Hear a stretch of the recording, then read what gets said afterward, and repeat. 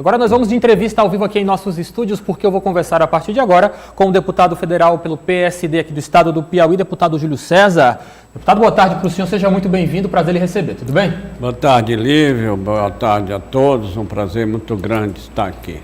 Quero começar nossa conversa perguntando para o senhor acerca dos assuntos que nos levam a refletir mais sobre a medida provisória de número 1052 do ano de 2021. Vai trazer modificações interessantes para a região Nordeste, não é isso, deputado?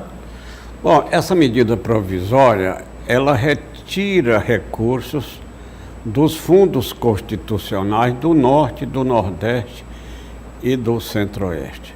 O que é fundo? É o FNE, é o recurso que o Banco do Nordeste faz financiamento em todos os estados da região Nordeste e aquela parte de Minas Gerais e do Espírito Santo que estão incluídos no semiárido nordestino.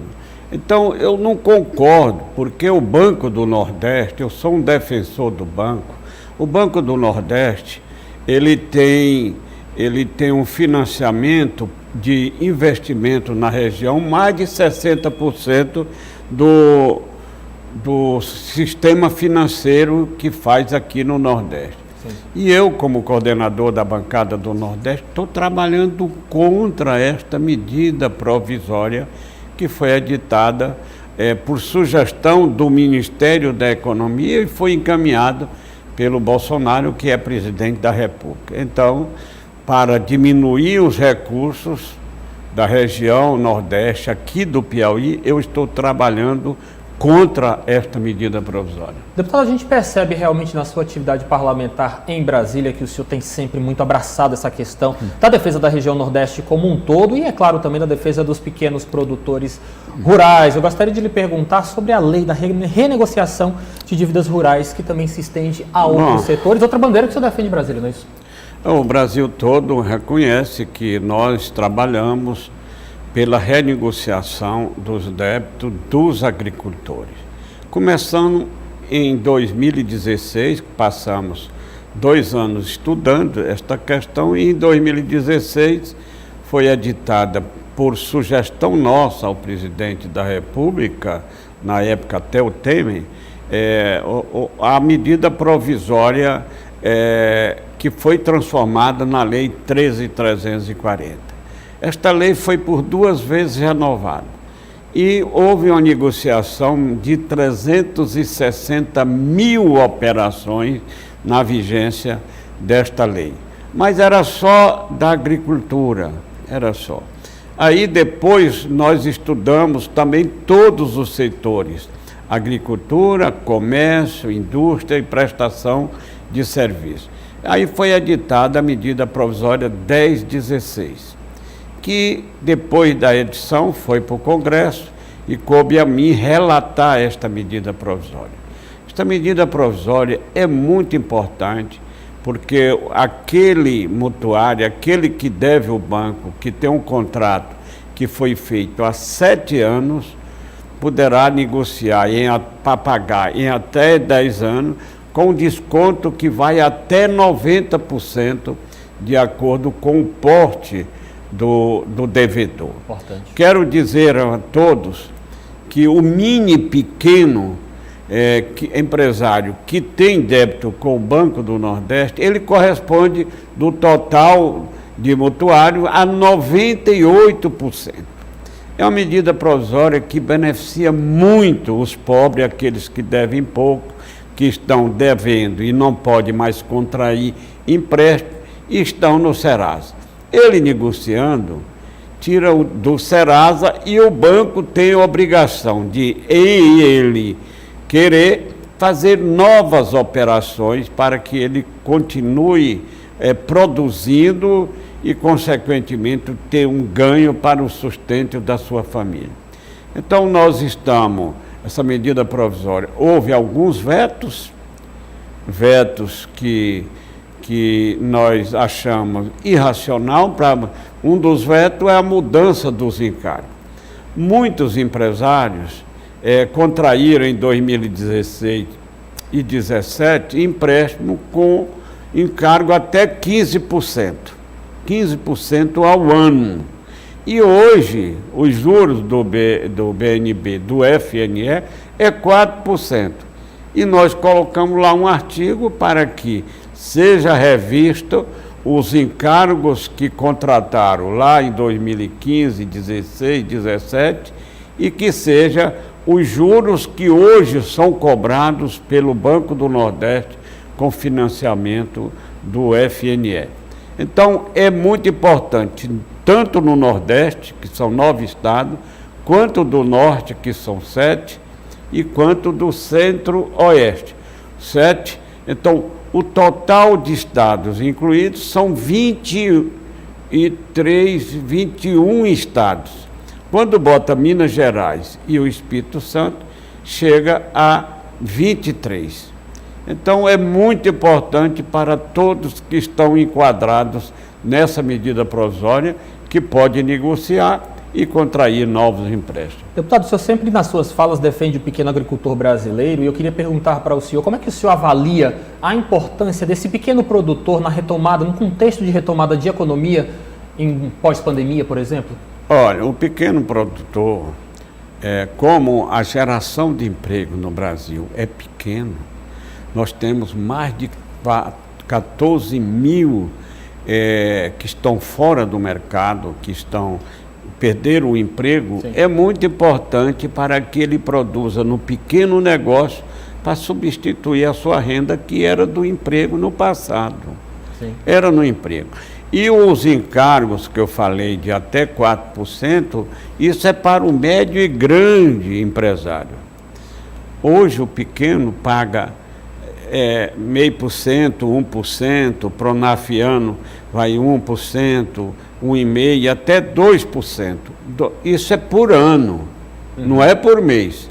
Então é muito importante que isto é uma maneira de estimular renda, principalmente para aqueles que perderam o emprego no passado. Ainda falando sobre esse contexto de pandemia que, de certa forma, devastou a economia brasileira, estamos aqui às vésperas de possivelmente anunciarmos mais uma vez a prorrogação do auxílio emergencial. Como que isso avalia para este benefício do governo federal? Qual a importância do auxílio emergencial nesse contexto em que a vacinação, de certa forma, ainda anda a passos lentos, mas que, de certa forma, evolui, é claro, para a retomada da nossa economia como um todo? É muito importante. Eu gosto de olhar um lado que é beneficiado e o outro lado que paga. O auxílio emergencial dos 6 meses do ano passado, o governo gastou 296 bilhões e aumentou muitas contas públicas do governo. Então o governo está diminuindo. Mas é muito importante, mesmo diminuindo, porque aquelas pessoas precisam desse auxílio emergencial. Então, embora cresça a dívida do governo, mas tudo do governo é em função das pessoas, para geração de emprego, para fazer as obras, para fazer os investimentos, tudo é visando gerar emprego e renda para o povo brasileiro. Então, o auxílio emergencial, no momento de crise da economia, é muito importante, principalmente para os pobres do Brasil. Deputado Júlio César, desde já, muito obrigado pela sua participação, mas eu não posso deixar de receber uma figura importante para o nosso cenário político como o senhor, não lhe perguntar sobre eleições de 2022. Como que o PSD está se organizando? Realmente está com gás? Quer compor a chapa majoritária junto com o Partido dos Trabalhadores? Veja bem, nós representamos na base do governo o maior partido. O partido que fez o maior número de prefeitos.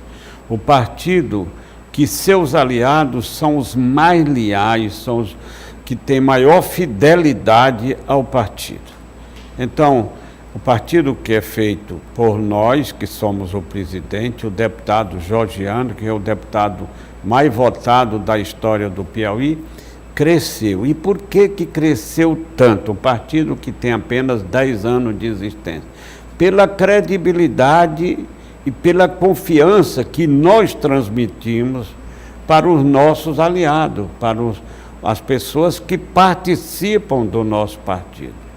Então, nós defendemos a participação na chapa majoritária do governo, pela importância que nós temos mas acima de tudo pela fidelidade daqueles que integram o nosso partido.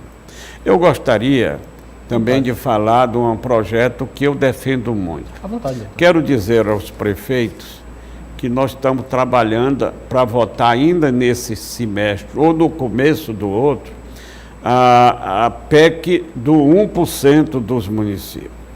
Já existe 1% de dezembro, que foi projeto nosso, já existe 1% de julho e nós criamos esse 1% no mês de setembro.